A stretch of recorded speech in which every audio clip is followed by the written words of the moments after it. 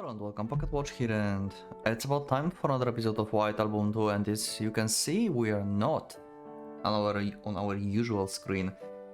So, apparently, there's something called, like digital novels, or stories, side stories, extra stories, that pretty much are very suggested to be played or read after you finish certain parts of the game, so we're going to do this. I don't know how it will do on the channel, but I hope you will enjoy it. I tried to make the background as possible, like as enjoyable as possible, I guess. In the background you can hear some random playlists from White Album 2, like OSTs. I probably don't know half of these songs.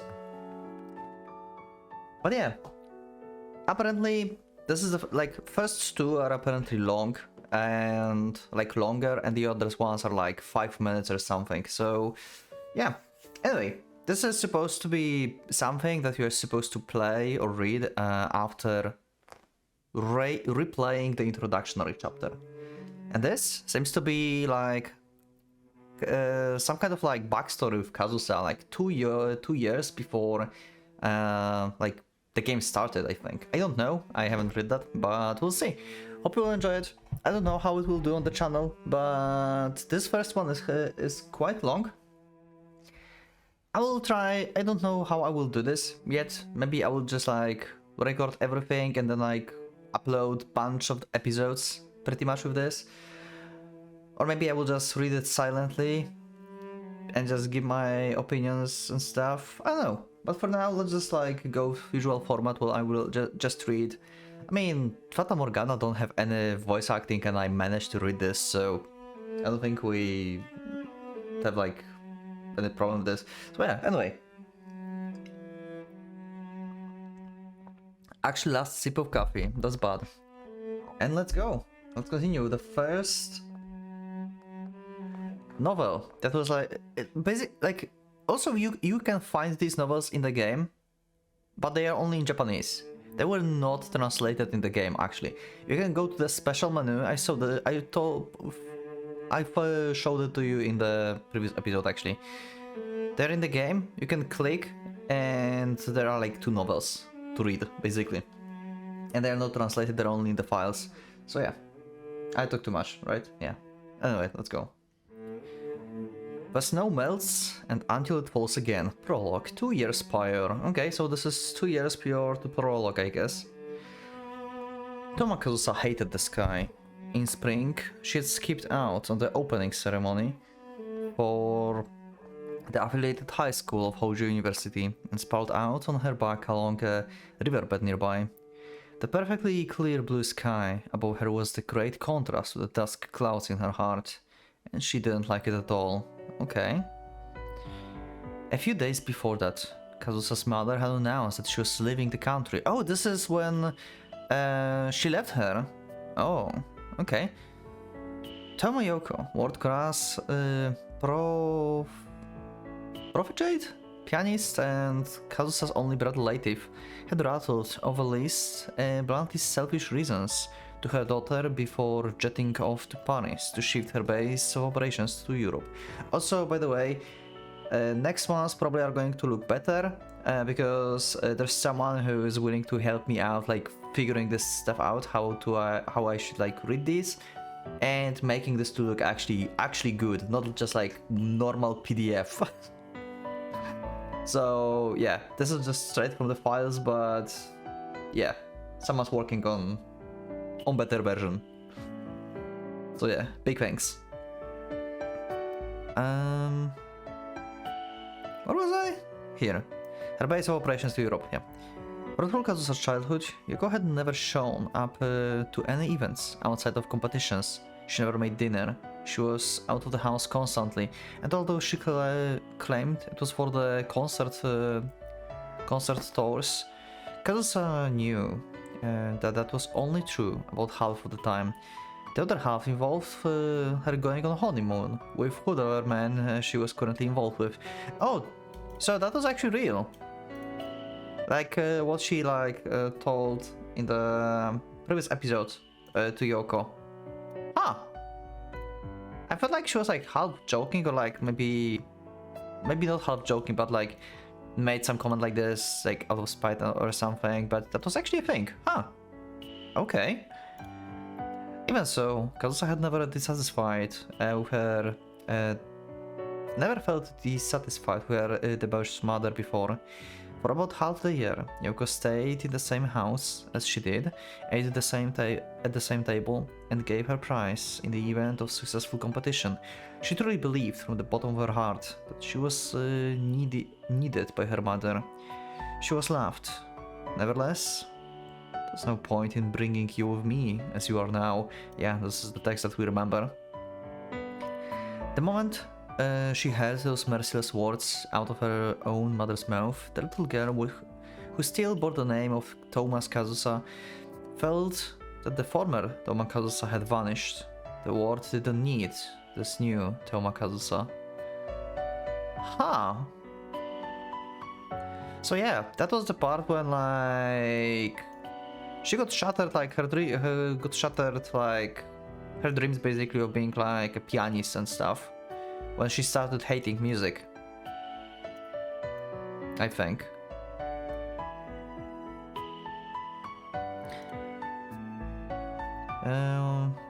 This wasn't a fact, but simply a change in the way that Kazusa herself felt. For a girl in the middle of adolescence, and a statement to the contrary would only serve to fuel her anger. Even since then, the way people spoke to her, looked at her, felt about her. No, not just people, not even just living things, but everything. Every color, sound, smell, flavor, tactile sensation seems to hide another secret meaning behind its surface, and she began to feel that they were all spitting her, mocking her, monitoring her, and yet disregarding her.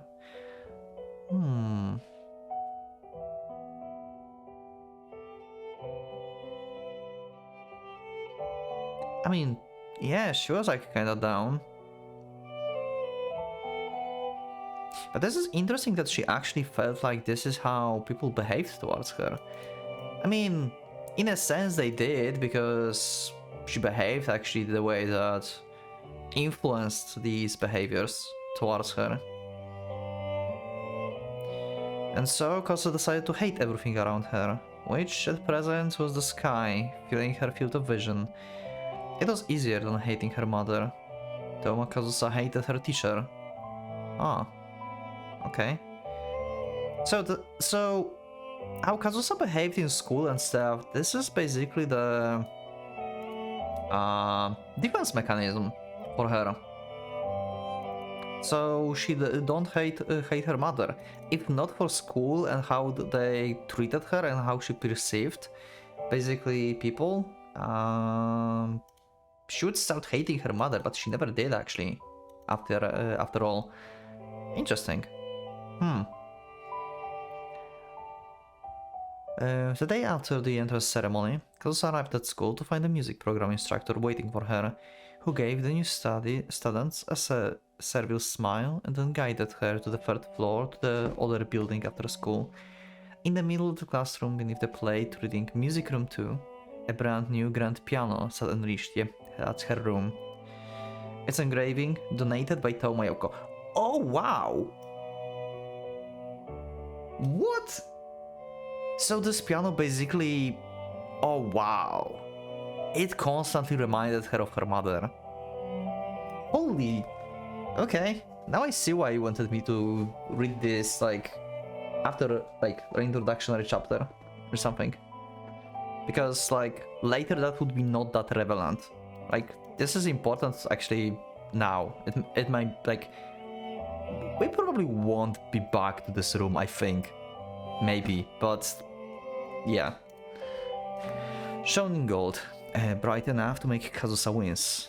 While Kazusa stood there, signing, her teacher spoke of the high expectations Haujo High School, and especially the music program, had for her in particular, even though she was just a first-year student. She promised that they would give Kazusa full priority regarding her music activities, publicly declaring to give her special treatment over the other students. Oh wow. Yep, that's like asking for bullying. Yep, and the whole like music club started hating her. Yep, okay, I see. So that was like publicly declared. That's kind of fucked up.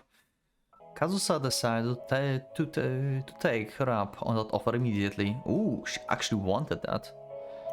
I mean, she's been a child of like a famous person, so I guess. Then get out. I'm going to practice now. Damn. Kazusa faced as always. Had the teacher gotten mad and warned her about the rudeness, Kazusa might have realized how ridiculously stubborn she was being. Perhaps she would have shown honest remorse like she used to, and the relationship with the teacher would have taken a turn for the better. However, the female teacher with the black-rimmed glasses only widened her eyes at the Kazusa for a moment, and with a servile smile she accepted the impudence of the student who was 10 years younger than her, and said, "Alright, come to the faculty room once you're done so I can lock the door after you." Okay. So they allowed the rudeness to us teachers, it seems. And so... oh. I forgot I have like this black box here on the top. This is only the layer on the OBS, so I can actually see this part here. Okay, I need to remember that. My bad. And so, Kazusa decided to hate the woman who was to be her teacher. The school administration that forced her to take such an adult attire, and all the other teachers, even though they had nothing to do with it. It was too bothersome to make all those little distinctions between enemies and allies. Kazusa hated her classmates. Okay. So, what happened that you stopped hating Haruki? I guess this guy was like way more stubborn than you, or something. A short period after the entrance ceremony, once classes had begun to earnest, a male student began talking to her in the middle of practice, as though they were friends. Okay, that's Haruki. Okay, 100%. Oh, never mind. This classmate was who introduced himself as Matsukawa Takanori. Did I hear that name or not? I don't remember. Can you remind me? Was it in the game? Spoke proudly of the relationship they shared as frequent competitors for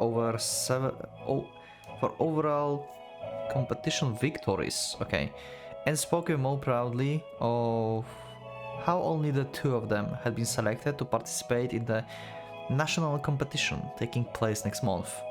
Kazusa had no memory of the former and no interest in the latter, so she began to treat him with utter indifference. Wait.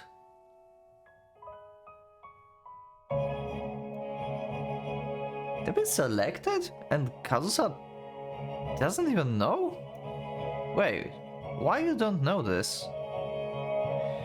In the face of this unforeseen response from the only worthy rival, Matsukawa forced himself to interpret her actions as just playing hard to please, and started to cling to her even more desperately.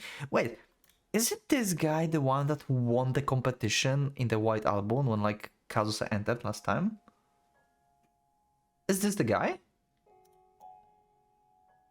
Is this the one who won there? Huh. I think this might be the guy. Won that competition from the introductory chapter. He simply could not think of a single reason for Kazusa to hate him after all. He believed that people of high class should stick together, and there was no doubt in his mind that they were the only available partners for each other who could help each other grow, not only as pianists, but as people too. Okay, I like him. Eventually, a certain incident put an end to this one-sided tension. Okay. It happened one evening at school, when the two of them were alone, together in the classroom. None but the two of them knew the details of what had occurred, but the end result had Matsukawa writhing in pain, with his hands on his groin while Kazusa was kicking around desks and chairs. Holy shit, Kazusa. As if trying to do away with the disgusting sensation lingering in her foot. What is happening? It was Kazusa's habit as the pianist not to use her fists, but there was no particular reason behind her aiming for his groin. Wait, so that's why she's always kicking Haruki. Makes sense. But there was no particular reason behind her aiming for groin. Regardless, this event was generously swept under the rug by the school as a minor incident, and the two of them got away without any disciplinary action taken against them. What happened? Why she got so angry that she started kicking everything? Only two of them know this. Huh. Interesting. Don't know what to make out of this for now. I mean, anything really could piss off Kazusa at that point, so... Also, he's been like always like acting like very friendly to her and treating her as a rival and stuff, so maybe she just had enough. I don't know. Despite that, or perhaps because of that, an irreparable friction appeared between Kazusa and her classmates less than a month after her meeting them. Okay. And so Kazusa decided to hate everyone in the classroom equally. She didn't want to direct special hatred towards Matsukawa, as that would only inflate his excessive self-importance. The deciding factor was that no one would talk to her anymore. Okay. And thus the month passed, and it was time for the spring national competition. A first-year student taking first place barely 2 months after enrolling was doubtlessly the greatest achievements of the school. The principal, board chairman, and the vice principal all came to prize the single girl who pulled it off. Okay, so Kazusa won the first competition. Her teacher displayed her usual servile smile as she followed her superiors in their prize. The upperclassmen, who had lasted into the final round of the same competition, applauded mechanically, their eyes cast down. And among her fellow first years, not a single one had come to this national competition to support her. That was the degree to which Kazusa had antagonized and separated herself from the surrounding world after a mere 2 months. But Kazusa showed no concern for those disagreeable responses. Wait, what? 1 second.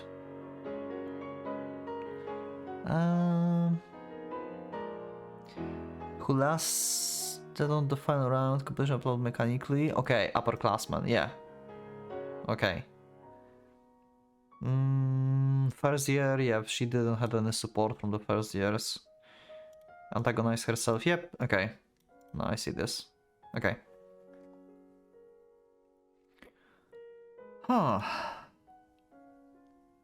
How Haruki managed to soften her up? How is that even possible? She accepted her certificate with a blank expression and wordlessly cut off the people praising her and they left the venue, leaving behind both the certificate and the trophy. Whoa. The feeling that filled her at that moment wasn't happiness, a sense of accomplishment or anger.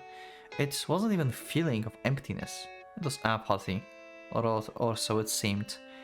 Kazusa couldn't properly remember what happened after she opened the front door to her house that night.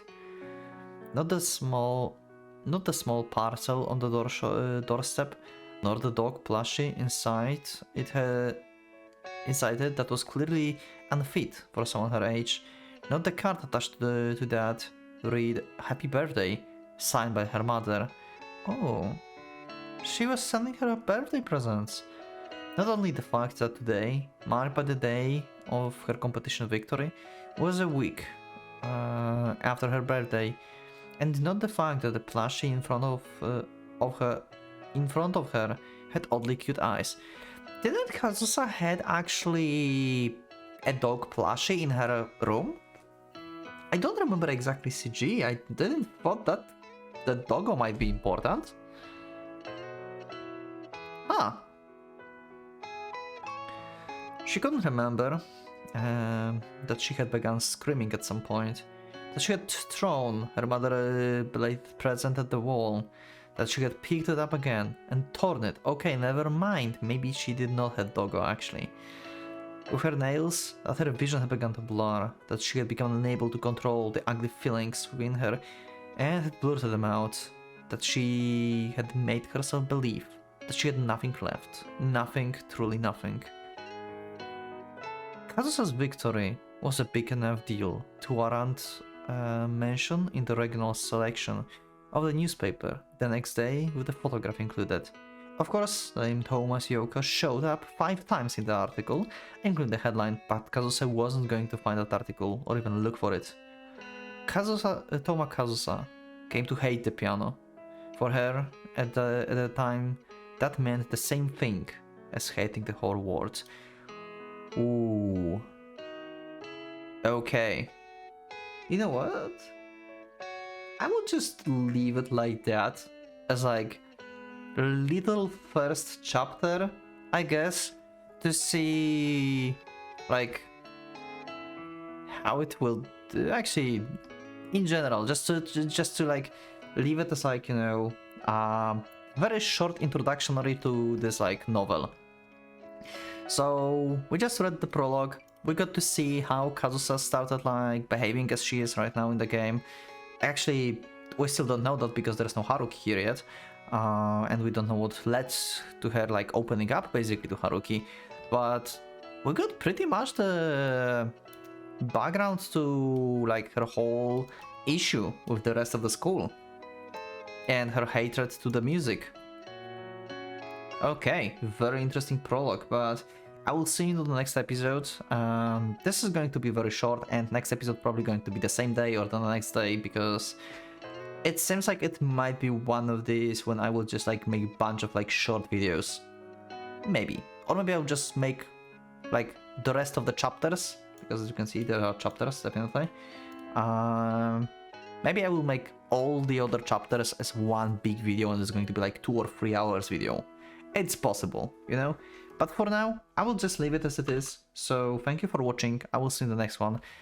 And yeah.